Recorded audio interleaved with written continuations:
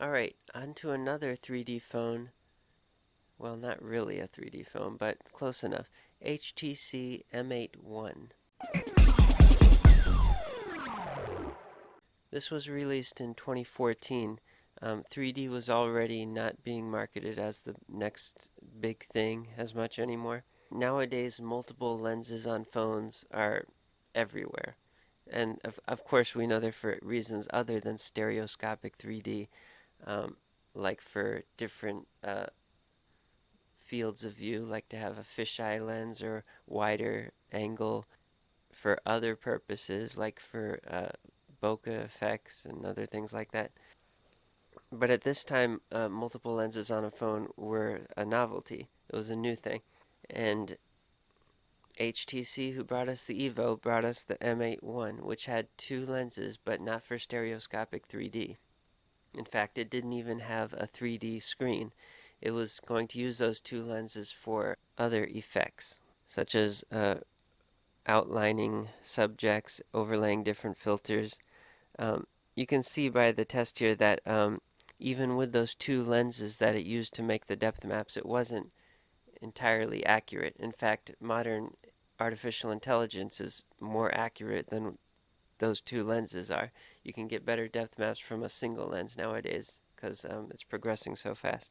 But regardless, that was the main point of the two lenses, mainly for bokeh effects to get that blurred background, even without the edge accuracy and other optional effects. You could also use it to get a parallax effect, which is 3D basically, but not in stereoscopic 3D, but where you could rotate the subject. And you could get some pseudo-stereoscopic results from that by taking a picture with the depth on, and then capturing two different angles of that rotation and combining them. Of course, as you can see in the following images, there would be edge errors, and everything would be connected in a sense. It would be more like a relief than actual separate layers like in real life.